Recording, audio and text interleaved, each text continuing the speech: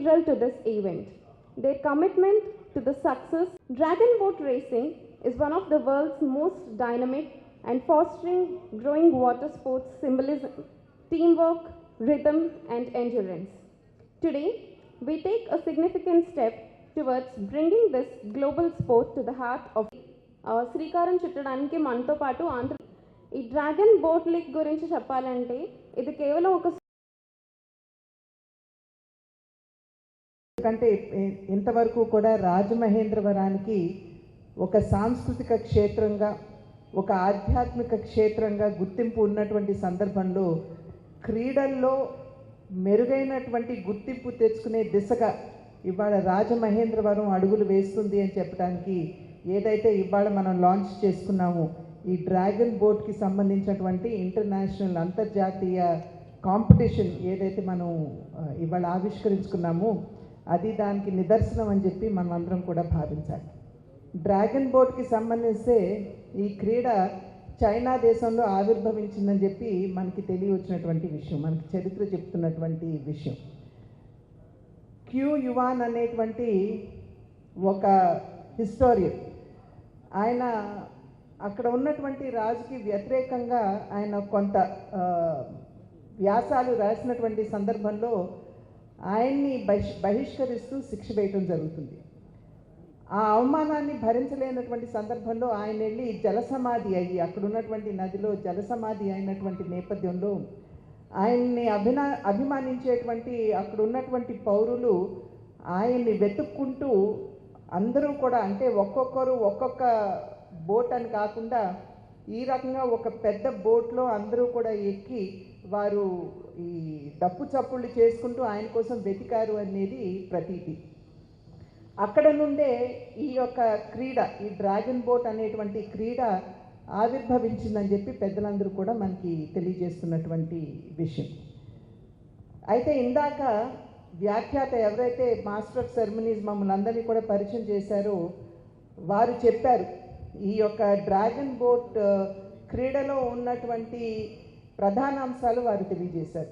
సాధారణంగా ఏమిటంటే టీమ్ స్పిరిట్ని ఇది చాలా పెంపొందిస్తుందని. ఎందుకంటే దగ్గర ఒక 20 మంది ఉంటారు ఆ బోట్లో, అందరూ ఒకే రకంగా అంటే ఒకే లయలో వాళ్ళు ఈ బోటుని ముందుకు తీసుకెళ్లేటువంటి ప్రక్రియ. మధ్యలో ఎవరైనా ఒక్కరు కొంచెం అలసత్వంగా వ్యవహరించారు అంటే ఇంకా క్రీడలో మనం గెలిచేటువంటి అవకాశం ఉండదు. కనుక ఆ టీమ్ స్పిరిట్ని పెంపొందించేటువంటి ఒక గొప్ప క్రీడ ఏదైనా ఉన్నదంటే అది ఒక డ్రాగన్ బోట్ అని చెప్పి మనందరం కూడా గమనించవచ్చు. అదేవిధంగా కాన్సన్ట్రేషన్, ఎందుకంటే మనకి ఏదన్నా కొంచెం అటు ఇటు మనం ఆ బోటుని ముందుకు తీసుకెళ్తున్నటువంటి నేపథ్యంలో కొంత మేరకు అటు ఇటు మన కాన్సన్ట్రేషన్ పక్కకు వెళ్ళింది అని అంటే ఈ లయ మీద మనకి ఈ లయ తప్పుతుంది. ఈ లయ తప్పిన వెంటనే మనం గెలిచేటువంటి అవకాశాలు తగ్గిపోతాయి. కనుక కాన్సన్ట్రేషన్. అదేవిధంగా ఆరోగ్యానికి సంబంధించి చాలా వరకు కూడా మనం ఇప్పుడు చూస్తూ ఉంటాం. ఈ జెన్ జీ ఇప్పుడు ఉన్నటువంటి తరం వారు ఎవరైతే ఉన్నారో కార్డియో ఎక్సర్సైజెస్ చేస్తాము అని చెప్పి చెప్తూ ఉంటారు. కానీ ఒక రకంగా చెప్పాలంటే దీన్ని మించినటువంటి కార్డియో ఎక్సర్సైజ్ ఉంటుందని చెప్పి నేను భావిస్తున్నాను.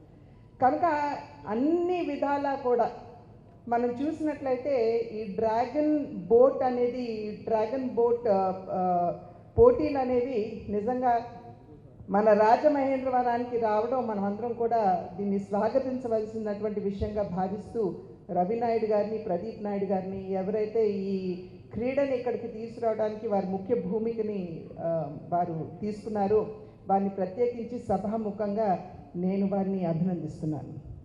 అదేవిధంగా మన దేశ ప్రధాని గారు కావచ్చు, నరేంద్ర మోడీ గారు కావచ్చు, మన రాష్ట్ర ముఖ్యమంత్రి వర్యులు కావచ్చు చంద్రబాబు నాయుడు గారు, అదేవిధంగా మన క్రీడామాత్యులు కావచ్చు కందుల దుర్గేష్ గారు, వీరు ముగ్గురు కూడా క్రీడలకి వేస్తున్నటువంటి పెద్దపీట మనం అందరం కూడా ఖచ్చితంగా గుర్తించవలసినటువంటి అవసరం చాలా ఉంది.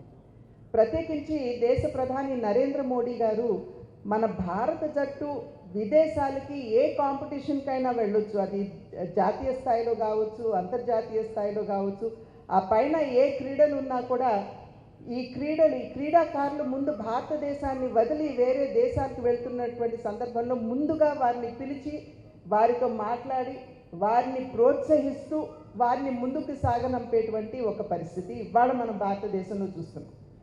అదేవిధంగా వారు ఓడినా గెలిచినా వారు తిరిగి వచ్చిన వెనువెంటనే వారందరినీ కూడా మళ్ళీ పిలిచి వారందరినీ ఒకవేళ ఓడారనుకోండి, మనం చూసాం గర్ల్స్ క్రికెట్ టీం ఏ విధంగా వారు కాకావికలం అయిపోయారు, మనం అందరం కూడా చూసాం ఓడిన తర్వాత. కానీ వారిని పిలిచి వారికి ఇచ్చినటువంటి ప్రోత్సాహం కనుక ఇవాళ దేశ ప్రధాని నరేంద్ర మోడీ గారు క్రీడలకి పెద్దపీట వేస్తున్నారు.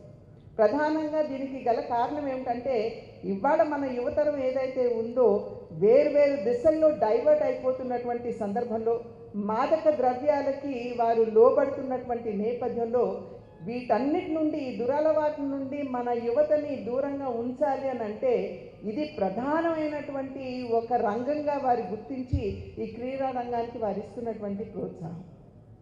అదేవిధంగా ఇక్కడ మన రాజమహేంద్రవరంలో చంద్రుడికి నూరు పోగు అన్నట్టుగా ఏదైతే మనం ఇక్కడ మల్టీపర్పస్ స్టేడియం నిర్మాణం అని చెప్పి అనుకుంటున్నామో 3 దశల్లో అది చేసేటువంటి పరిస్థితి మనం రాజమహేంద్రవరంలో చూస్తున్నాం.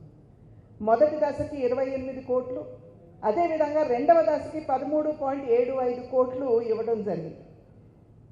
ఇందాకన్నట్టుగా చంద్రుడికి నూలు పోగు మన్సుఖ్ మాండవియా గారు కేంద్రంలో క్రీడా మంత్రిగా ఉన్నటువంటి సందర్భంలో వారి దగ్గరికి స్వయంగా నేను వెళ్ళి వారితో మాట్లాడి వారి చేత ఆ ఫైల్ మీద సంతకం చేయించుకుని బయటికి వచ్చిన తర్వాతే మనకు 13.75 కోట్ల రూపాయలు మనకి రెండవ దశకు వచ్చింది. అదేవిధంగా మూడవ దశ కూడా ఇవాళ ఉంది.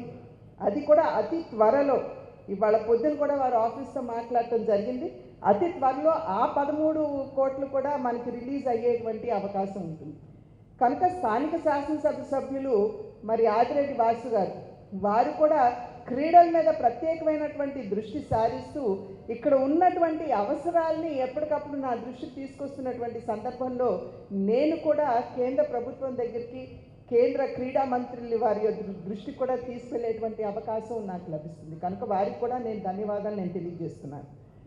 కనుక ఈ రకంగా ఇందాకన్నట్లుగా మొదట్లో చెప్పినట్లుగా కేవలం ఒక ఆధ్యాత్మిక కేంద్రం లేదా కేవలం ఒక సాంస్కృతిక కేంద్రంగా మాత్రమే రాజమహేంద్రవరానికి రాజరాజ నరేంద్రుడు స్థాపించినటువంటి రాజమహేంద్రవరానికి ఆ రకమైనటువంటి గుర్తింపుకు పరిమితం కాకుండా ఇవాళ అత్యద్భుతమైనటువంటి ఒక క్రీడా వేదిక కాబోతున్నటువంటి సందర్భంలో ఇక్కడ ఉన్నటువంటి పెద్దలందరూ ఎవరైతే దీన్ని ప్రోత్సహిస్తున్నారో వారందరికీ నా కృతజ్ఞతలు ధన్యవాదాలు తెలియజేస్తూ మరొకసారి రవినాయుడు గారిని ప్రదీప్ నాయుడు గారిని నేను హృదయపూర్వకంగా అభినందిస్తూ ఎవరైతే ఇప్పుడు ఉన్నటువంటి వారందరూ కూడా స్పాన్సర్స్ అందరూ కూడా ఇక్కడికి రాబోతున్నారు అంతర్జాతీయ స్థాయిలో మనం నిర్వహించుకోబోతున్నాం.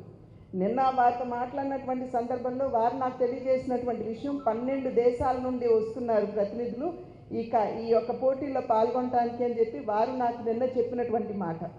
మనం చూసాం పక్కనే ఉన్నటువంటి నియోజకవర్గంలో కూడా డ్రాగన్ బోట్ నిర్వహించారు, కానీ అది జాతీయ స్థాయిలో మాత్రమే నిర్వహించడం జరిగింది.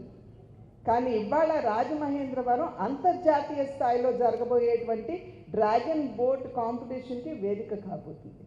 కనుక మిమ్మల్ని మీడియా వారిని అదేవిధంగా ప్రజలందరినీ పుర ప్రజలందరినీ కూడా అభ్యర్థించేది మీ యొక్క సహకారం కూడా ఉండాలి. మీడియా వారు దీన్ని చక్కగా హైలైట్ చేసినట్లయితే మరింత మంది క్రీడా రంగంలో పెట్టుబడి పెట్టడానికి వచ్చేటువంటి అవకాశం ఉంటుంది. ఇక్కడ ఉన్నటువంటి స్థానికంగా ఉన్నటువంటి ప్రజలు వెళ్ళి ఆ పోటీలో పాల్గొనేటువంటి వారికి అన్ని విధాలా కూడా వారికి ప్రోత్సాహం ఇచ్చినట్లయితే ఖచ్చితంగా రాజమహేంద్రవరాన్ని రాబోయే కాలంలో అనేక క్రీడలకి మనం కేంద్రం చేసుకున్న వాళ్ళం అవుతామని చెప్పి తెలియజేస్తూ నాకు ఈ అవకాశం ఇచ్చిన పెద్దలందరికీ పేరు పేరున ధన్యవాదాలు తెలియజేసుకుంటూ సెలవు తీసుకుంటున్నాను. జై Hind. International dragon boat league 2026 where culture meets sport సాంస్కృతిక రాజధాని అయిన రాజమహేంద్రవరంలో ప్రపంచ స్థాయి క్రీడకి ఒక వేదిక అవ్వడం అన్నది ఒక గొప్పటి అవకాశం. ఇందాకే సోదరులు శాప్ చైర్మన్ రవినాయుడు గారు చెప్పినట్లుగా ఊరికే అయితే ఇది ఇక్కడికి రాలా, ఎంతో కృషి ఎంతో పట్టుదలతో ఈ క్రీడ ముమ్మాటికి రాజమహేంద్రవరానికే రావాలి అని గౌరవ ఎంపీ పురంధేశ్వరి గారు కానీ సోదరులు శాప్ చైర్మన్ రవినాయుడు గారు కానీ, అలాగే ఈ రాష్ట్ర స్పోర్ట్స్ మినిస్టర్, కల్చరల్ మినిస్టర్ కేంద్రంతో అనుసంధానం చేసుకొని ఏదైతే ఖేలో ఇండియా ఫెడరేషన్ వారి యొక్క సహకారం, అసోసియేషన్ వారి యొక్క సహకారంతో ఇక్కడ తీసుకురావడం జరిగింది. అఫీషియల్ టీజర్ లోగో అన్ని లాంచ్ చేయడం జరిగింది. మధ్యాహ్నం 2ంటికి డిస్ట్రిక్ట్ అడ్మినిస్ట్రేషన్ ఏదైతే కలెక్టర్ గారు, ఎస్పీ గారు, ఆర్ఎంసీ కమిషనర్ గారు, ఎంపీ గారు, నాతో పాటు మిగతా ప్రజాప్రతినిధులు కూర్చొని క్రీడని ఏ విధంగా నిర్వహించాలి, లాజిస్టిక్స్ కానీ ఇన్ఫ్రాస్ట్రక్చర్ కానీ ఏ విధంగా ప్రొవైడ్ చేయాలి, సేఫ్టీ నార్మ్స్ ఏ విధంగా తీసుకోవాలి, ఈ యొక్క క్రీడ ద్వారా రాజమహేంద్రవరం ఒక బ్రాండ్ ఇమేజ్ని ఏ విధంగా ముందుకు తీసుకెళ్ళాలి, ఆంధ్రప్రదేశ్ ఒక బ్రాండ్ ఇమేజ్ని ఏ విధంగా ముందుకు తీసుకెళ్ళాలి, ఆంధ్రప్రదేశ్లో క్రీడలకు ఇస్తున్న ప్రోత్సాహాన్ని ఏ విధంగా తెలియచేయాలన్న దాని మీద కూర్చోవడం జరుగుతుంది. తప్పకుండా ఇది గొప్ప అవకాశం.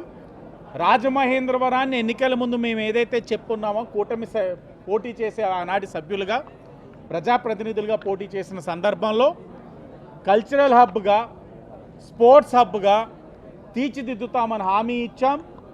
స్పోర్ట్స్ హబ్ తీర్చిదిద్దడానికి అనుగుణంగా ఖేలో ఇండియా నుంచి 14 కోట్లు phase 2 multipurpose sports complex sanction అయింది, టెండర్ ఓపెన్ అయిపోయింది.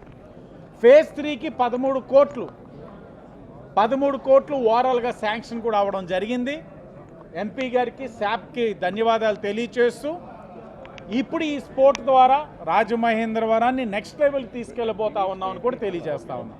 పట్టణ వేదికగా గోదావరి నది ఒడ్డున ఇంటర్నేషనల్ డ్రాగన్ బోట్ లీగ్ను ఈవెంట్ను నిర్వహించడానికి అధికారికంగా గౌరవ పార్లమెంటు సభ్యులు పురంధేశ్వరమ్మ గారు, అదేవిధంగా గౌరవ శాసనసభ్యులు, యువ ఎమ్మెల్యే ఆదిరెడ్డి వాసన్న గారు, అదేవిధంగా ఎమ్మెల్సీ సోమ్ వీర్రాజు గారు, అర్బన్ డెవలప్మెంట్ చైర్మన్ వెంకటరమణ చౌదరన్న గారికి వీళ్ళ చేతుల మీదుగా ఈరోజు లీగ్ సంబంధించి లోగోను ఆవిష్కరించడం జరిగింది. దాదాపు 12 దేశాలకు సంబంధించిన ఇంటర్నేషనల్ ప్లేయర్స్ ఈ లీగ్లో పాల్గొంటారు. 1200 మంది డ్రాగన్ బోటుకు సంబంధించిన క్రీడాకారులు దీంట్లో భాగస్వాములు అవడంతో పాటు ఈ దేశానికి సంబంధించి, ఈ రాష్ట్రానికి సంబంధించి 35 టీములు దీంట్లో పాల్గొంటాయి. అంటే రెఫరీసు, కోచెస్, దాంతోపాటు ఎన్డీఆర్ఎఫ్ టీము ఇవన్నీ కలిపితే దాదాపు 3000 మంది రాజమండ్రిలో ఇక్కడ ఆ టీం నిర్వహించడానికి 3 రోజులు దాంట్లో భాగస్వాములు అవుతారు. ఇంతకుముందే ఎమ్మెల్యే గారు చెప్పినట్టు వాళ్ళు ముందుగా ఇక్కడే ప్రాక్టీస్ కూడా చేస్తారు. ఆ 10 రోజులు రాజమండ్రి అనేది కళలకు, సంస్కృతికే కాదు క్రీడలకు కూడా హబ్బుగా ఉండేలాగా ఉంటుంది. ఇదొక చారిత్రాత్మక ఘట్టం. దాంతోపాటు ఈ లీగ్ రావడం చాలా కష్టపడడం జరిగింది. ఈ లీగ్ ఊరికే రాలా, వేరే రాష్ట్రాలకు కేటాయించిన లీగ్ని మేము ఇంతకుముందు చెప్పాం. ఇండోర్ స్టేడియం ఎమ్మెల్యే గారితో కలిసి ఓపెన్ చేస్తున్నప్పుడు ఎమ్మెల్యే గారు ఆ రోజు ఒక మాట చెప్పారు మాకు, రాజమండ్రికి ఏదైతే ఉందో ఈ బ్యాడ్మింటన్ వీటితో పాటు వాటర్ గేమ్స్ సంబంధించిన ఏదైతే క్రీడలు ఏదైనా ఉంటే, ఇంటర్నేషనల్ క్రీడలు ఉంటే వాటిని ఇక్కడ కానీ నిర్వహించగలిగితే రాజమండ్రి స్థాయిని పెంచిన వాళ్ళు అవుతాం. ఇది ఇంటర్నేషనల్ స్టాండర్డ్స్ అవ్వాలి. ఇది కళలకు, సంస్కృతి, క్రీడలకు కూడా హబ్బుగా మారాలని, దానికి సంబంధించి వాటర్ గేమ్స్ను ఇక్కడికి తీసుకొని రామని ఆ రోజే ఎమ్మెల్యే గారు మాకు చెప్పడం జరిగింది. ఆ రోజే మేము చెప్పాం, డ్రాగన్ బోటుకు సంబంధించిన లీగ్ ఇక్కడికి తీసుకొని వస్తామని. దానిలో భాగంగానే తీసుకొని రావడం. నిజంగానే ఒక విషయం చెప్పాలి, ఇది దీని తర్వాత దీని ముందన్నిట్టు రాజమండ్రి ఉండబోతుంది. కాబట్టి దీని మీ సహకారం కావాలని కూడా విజ్ఞప్తి చేస్తున్నాం. సాధారణంగా నదీ తీరాలు ఎక్కువ జరుగుతుంటాయి ఈ డ్రాగన్ పోటీ. ఇది గోదావరి తీరం మరియు లోతు ఇదంతా అంటే ఎలాంటి ప్రిస్క్రిప్షన్ తీసుకుంటున్నారు? మొత్తం ఇంటర్నేషనల్ స్టాండర్డ్స్ ఉంటుంది. సెంట్రల్ గవర్నమెంట్, స్టేట్ గవర్నమెంట్తో పాటు ఇక్కడ ఎమ్మెల్యే గారు, ఎంపీ గారు, అర్బన్ డెవలప్మెంట్ కలెక్టర్ గారు, అదేవిధంగా ఎవరైతే మున్సిపల్ కమిషనర్ గారు, మా టూరిజం మినిస్ట్రీ, అదేవిధంగా స్పోర్ట్స్ మినిస్ట్రీ అన్ని డిపార్ట్మెంట్లు దీంట్లో భాగమవుతాయి. ఎక్కడా కూడా సేఫ్టీ మెజర్మెంటే మొదటి ప్రాధాన్యత. దాంట్లో ఎక్కడ రాజీ పడం పర్ఫెక్ట్గా అదే మీరు చెప్పాక 1200 మంది ఇంటర్నేషనల్ ప్లేయర్స్తో పాటు అందరూ కలిపి మన స్టేట్ ప్లేయర్స్ అంతా కలిపి 3000 మంది ఆతిథ్యం ఉన్నది.